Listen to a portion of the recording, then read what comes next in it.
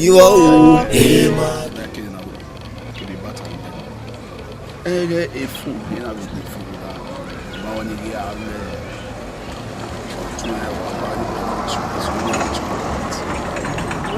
You are in the phone. Why don't you? We're going out. Oh, why are you in my good? Yeah, you're right. Oh, why don't I talk about bank? Give back with them. Yeah, no, you're not getting a look. I am United. What have you so good?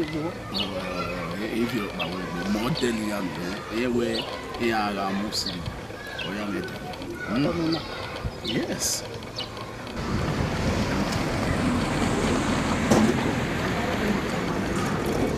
Oh, yeah. Only one man no matter. Hey, we are see glory man and you have your not yet moving by what paving and we might have I don't know. Any good I like you agree. Eh? All the time, any go. It's a man make a while tell me go. Do it! That means no man who done me now say, "Mother, I want to go to the music everywhere." That won't me say it, eh? And get so tired. So we walk my way, make up when I area do not sitting on now. I was a young man, but like a Mumado. Good Mumado. Oh, my own, I don't do now. I'll just say, me have no yaw be ya.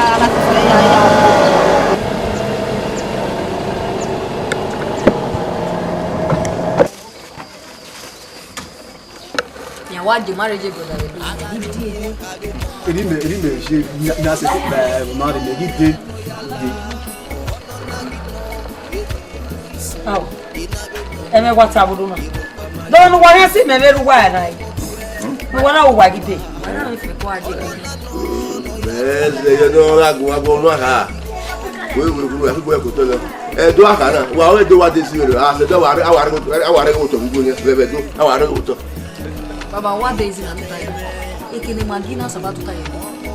Ne agberangu. Menese tayo. Mata no ro wata na. De ni se mo. Baba je, mi se bagi. Wa su wa mo na gbe mo mi se. Mo ya wo we pa wa re. Ami gbo mi emu yo wa. Mo mi se ma. Wa ma mi e to no. You want them to be see and tell me. My boy, no, but Nana, you only party one partner and don't know sell to me. Yeah, so what? Hey, you might feel like me. Oh, man, now, eh? Oh, Boomer, or don't Boomer, but when you learn, you bring in the green your way. Eh? A party in the oh, madam, West.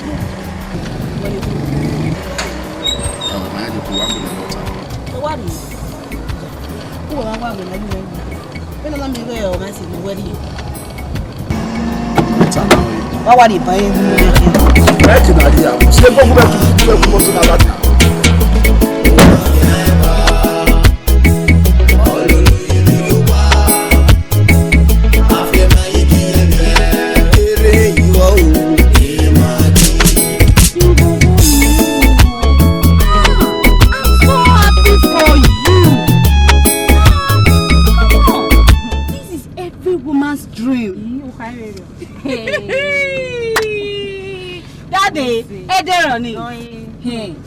So they don't want to see the dates.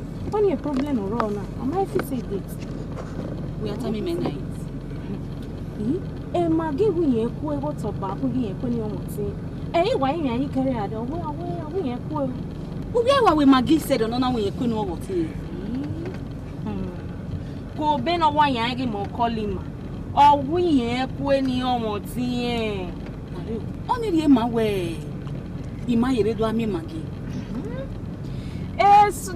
So yogi gume kolima. There's you know gume kolima. Egbe ga ho me. Egbe me na ya fe catapult Emaggi agbe me. Me ni me to say man na egbe ya kia me. Na wa. And do you guys know where this Imauvi guy lives? What go know? No. He went away. Ruda oh it's him with coffee or boban. At least no why can walk na go lo ari. Oh momonia. Or say, can you walk? Die, says you. 1 year, maybe not by. I beg you. Let's see. Emaggi, Momo, the boy has a sophia. If I make a hammy Maggi as a sophia. Oh, Momonia, you know it's it's just that when you want to think away Maggi or my wise, although she's not a baby, but same experience of a relationship, that any guy can just date her and dope her. You know what that means. So, and you let you know one more. What will mean Maggi? No love will be a fair one. A boy will go Guapania. Of it, damn you, or young love will go in here. Just down. Where are we? Hey, you okay? Welcome to see money. Hey, man. Hey,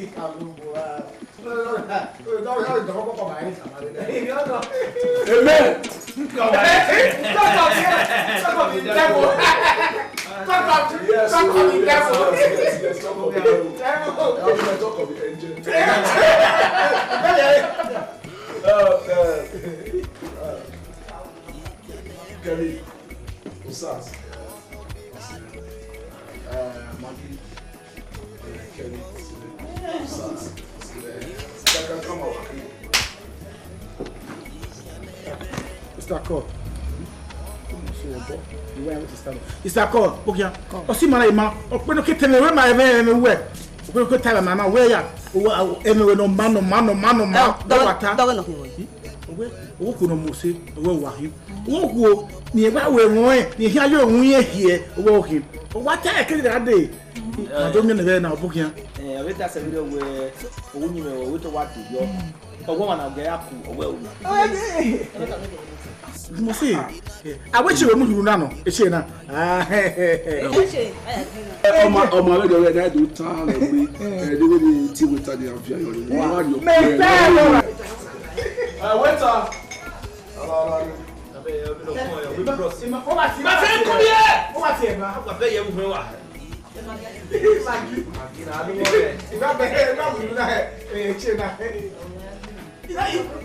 okay. Ela avia yo di mari mama. My brand. Eyan we bie no. Ogo ba na hin ra ye. Ogo ko di muri. No you know. No we be no ro. My usual. Sister Benadero. E o botes ati. E motati mu. Bona ni fa. O motes ati o wa si go ni. O wa lo motes ati o wi o we ro.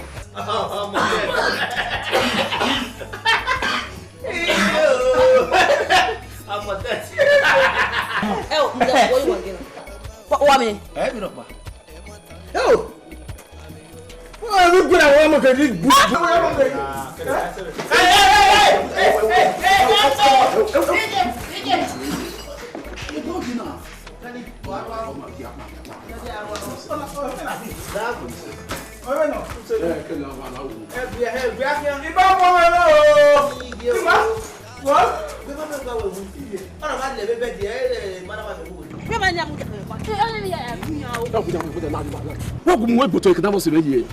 What nonsense? What nonsense?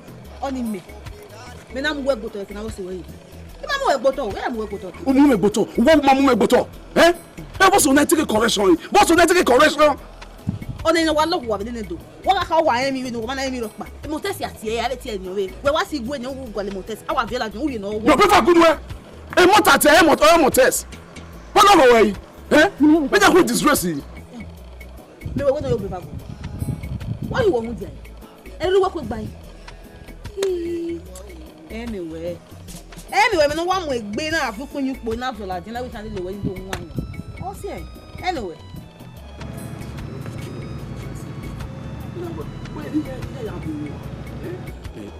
Egu mi from we, egu la wo ya bo mi now. Do mu mi ade wa. La wo na ya bo mi now. Meri jo wa na me jan aje. Oni ye ma we mi ya bo mi. Ida bo we ni. So kuma da abo se we ni de ni amiya. E ka ta mo ke na ya ru ni ya o. Nda, u bi ya ta me, anyi o wu lo ma ro. Hey, oneme. Ikianeme. Omo bigayo.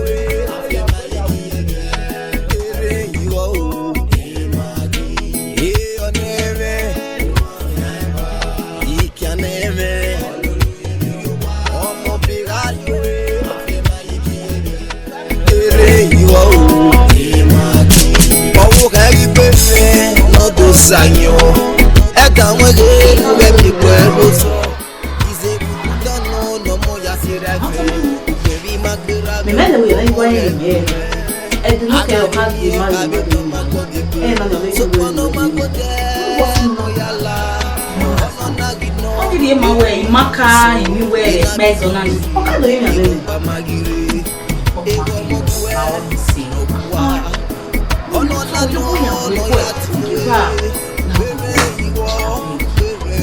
Mekui, you follow. You may have money. When you get you don't want him. Only in my way, or as a CEO. You got. Tell me now what to make or when what to make. You know, Yamado. Where see? Really? On the anyway. You know, who may go in or wait, babe. Ah, where see? Thank you very much. Ah, she'll be very happy to hear this good news. Thank you.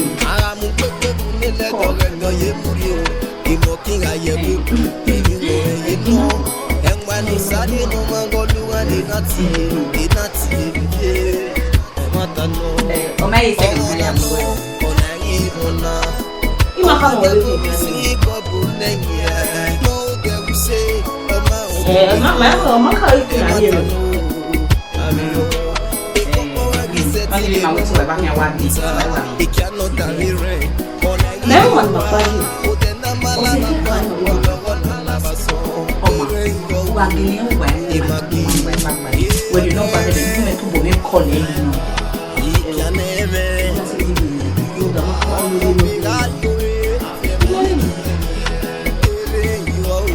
when you work calling, not that I really need the number. The mawa need the name.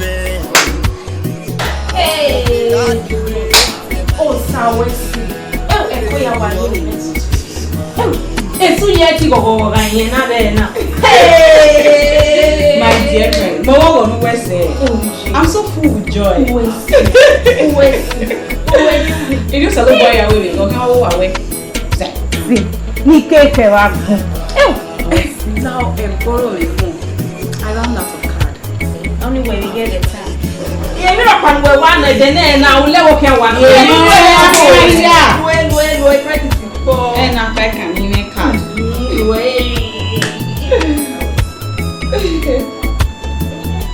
Ọ̀sẹ̀ mẹ́wàá gbé o.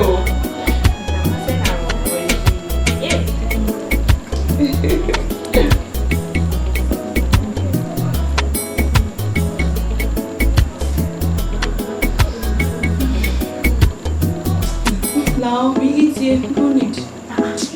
What's the number? Hey, you're making all that money.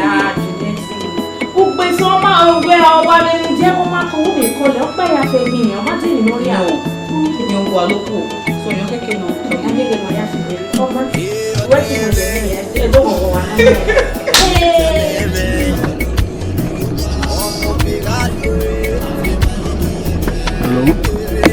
Hello. Good afternoon. Meno Juliet.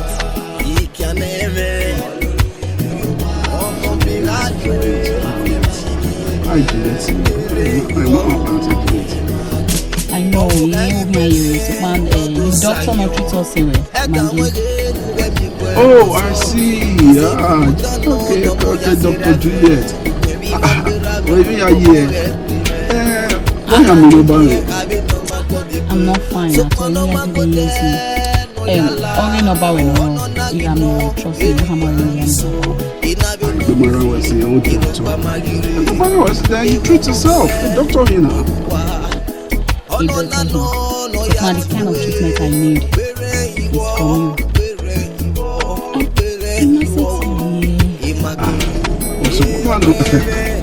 Any sleeping tablets? I know you don't have a sleeping tablet. Please, you have to tell me well, he has said it possible that you are with but I just need a little of your time. It's when I'm with 5 minutes of my camera, now Ma odogo kai no so amani ma bi afike na ma na foto my wife. no. Oh wanna know, wanna give wanna. Oh my God, me see couple like no they will say, mama they go. E mata no. E kopo wa kiseti no mo pita. E cannot deliver. Wanna give you wa. O dena malava pa. Olowo na lava so.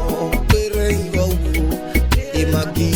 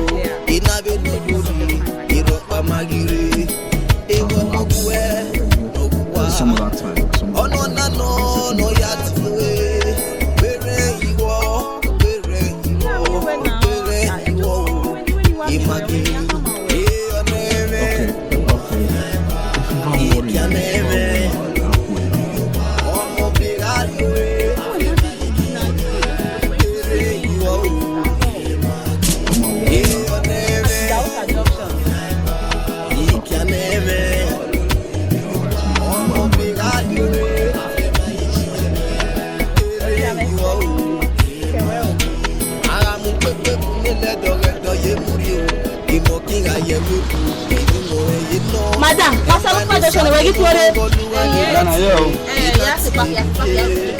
Which I believe from my village. Go down, don't believe you tell me. Madam, go down. Then I say. Which I believe from my village. Madam, I tell you, go down for here. Which I believe from my village. Which I believe from my village. Go down.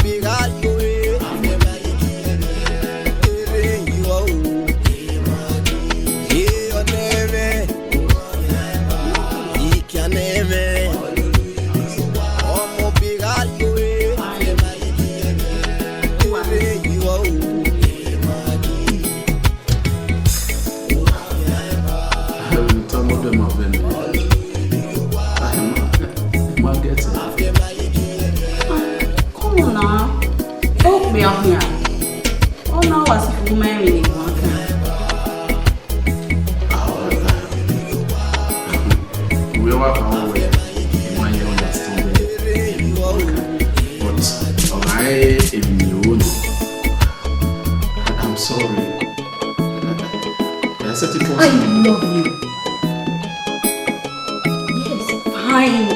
It might sound stupid. Anyway, a mitana, and then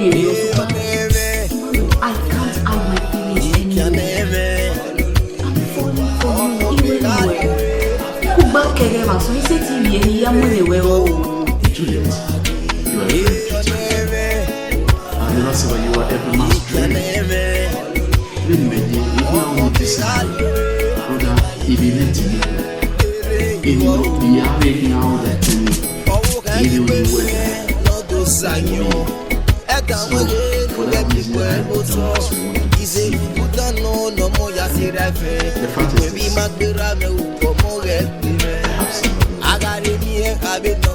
That village girl. What mean a big girl in Oregon? Serena, look at me very well. The girl didn't know many men. Eh? Just okay, fine. Alright, attitude already. I can act trust me. Apart from that,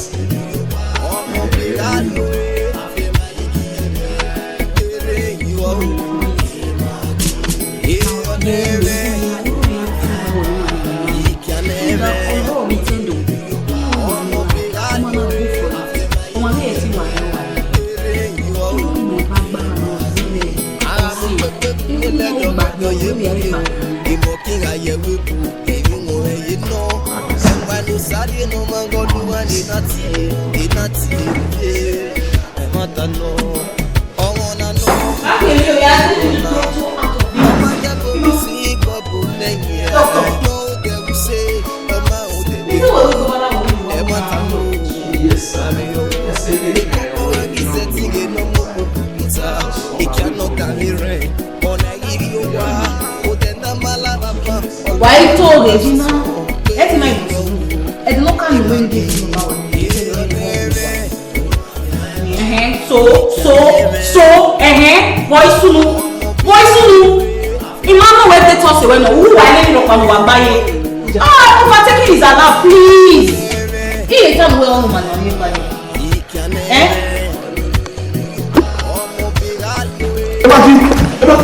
What is wrong? Nothing is wrong with me.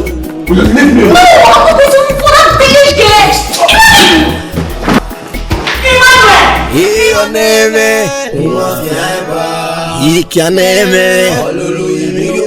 Ọmọ bíráyò àfẹ́mà igi yẹ̀bẹ̀ gbèrè ìwọ̀ o Emaggi. Ara mú gbégbé mu nílẹ̀ dọ̀rẹ̀dọ̀ yé múri o ìmọ̀ kí n àyẹ̀wò bò èmi wọ̀n rẹ̀ yé ná ẹ̀wọ̀n ló sáré nù máa ń gọ́ lóra ní iná tiẹ̀ bèbè ẹ̀ má ta nù ọ̀run nànú ọ̀nà ìmọ̀ náà.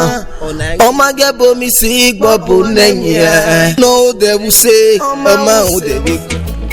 Emaggi me na kwa mi me wa ni nu wesa u be mu dia nu be ni o metai nu we ni nu we dog no hiwo ge di sama we ti me mo were imi wa be Juliet o no mo we o ko na me wu wa gbe mara we o kekere na do ami wa be Juliet o ge mata no ro tu mu we umi ma be Juliet Emaggi ya we to pretend no da me we ni oni ni to na ho ya we o ibulu a ole ni sama we ma we ni we ma we the boy go amu we na mi ma be Juliet ku be ija we agbo se ko se ti we gbe boy yi juwe yi otun yi gba kan we o mi ki ga mo we ba mi wa lo Juliet o ye me o tele we gba kan me wa ki me no even with him how do I make me why don't you know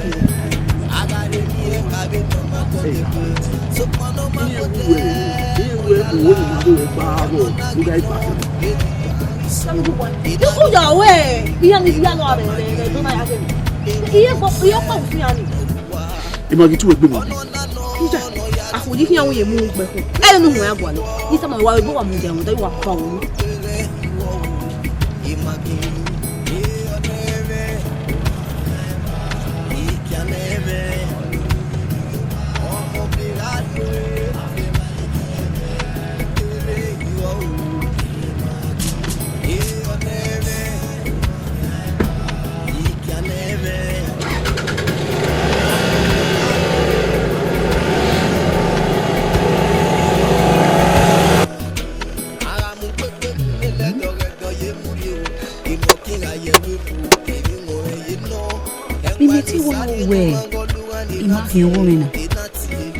This village stupid girl, this nonsense, dirty, wretched girl. As in, ona worry, ona do yami yawa.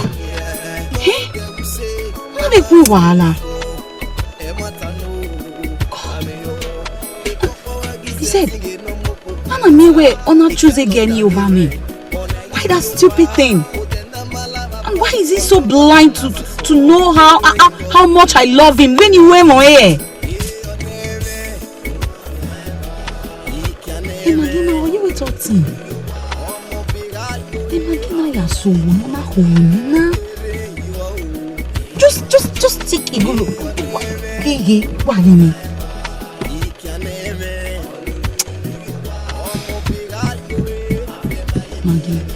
Maggie.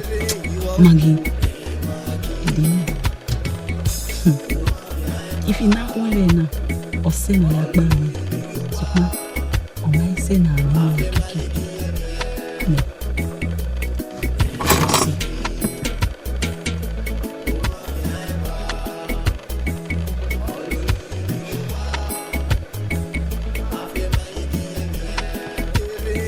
Switched off. Oh Jesus, why me? Why am I going through this emotional trauma for this? Oh God. What's me? Let me call you on the phone. What am I way? I'm on the way with me now. What's the problem? Are you okay? The problem is there's a big problem. What's me?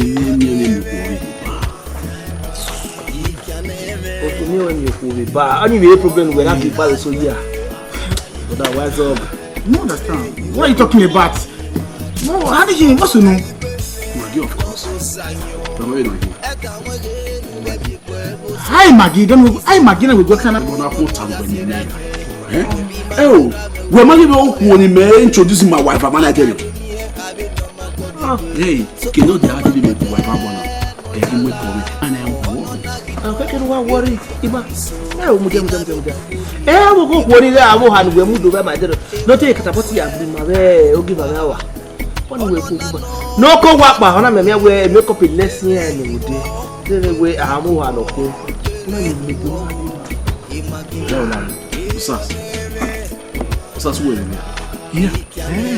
Now we'll be working in our side.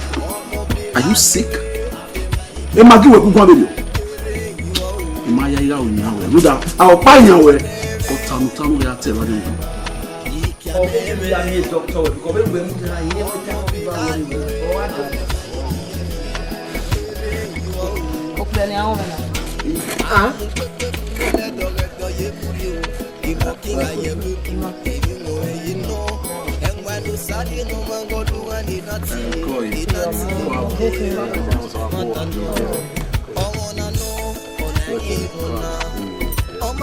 What you watching?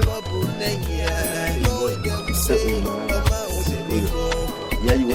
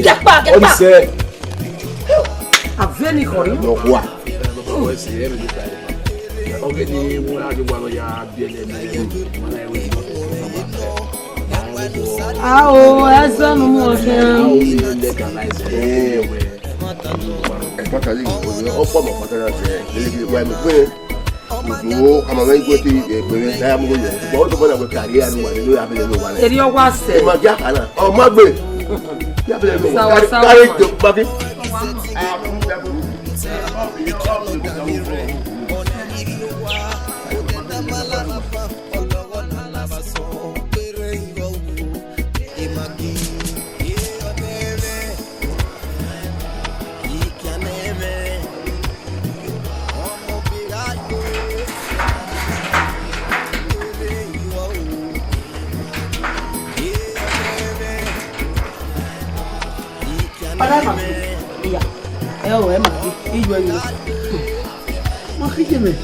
Maki wo wa mo se kan. Just wo wa pe won mi.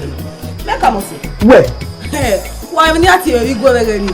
Fine girl ori go ati me. Ori go ni ki magi. Eye. Just I hello. You na go go na pa.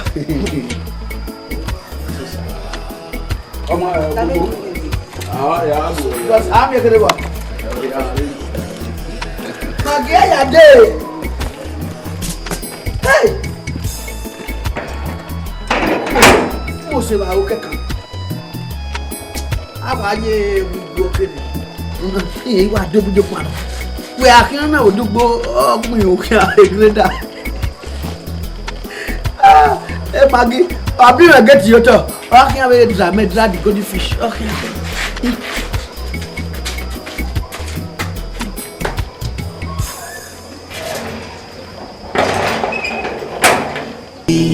Oneme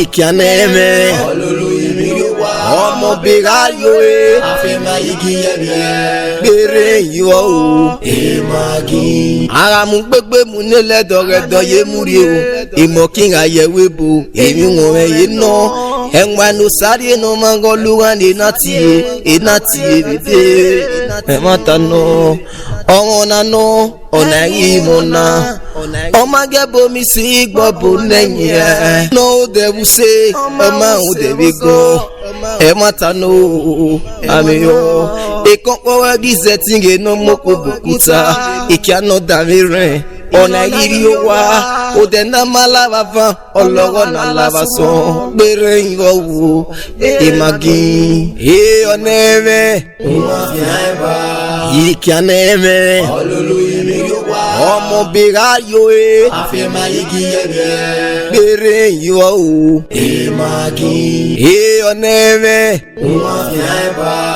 Ikaneme ọmọ bega yoe afema igi yebe gbere yo Emaggi.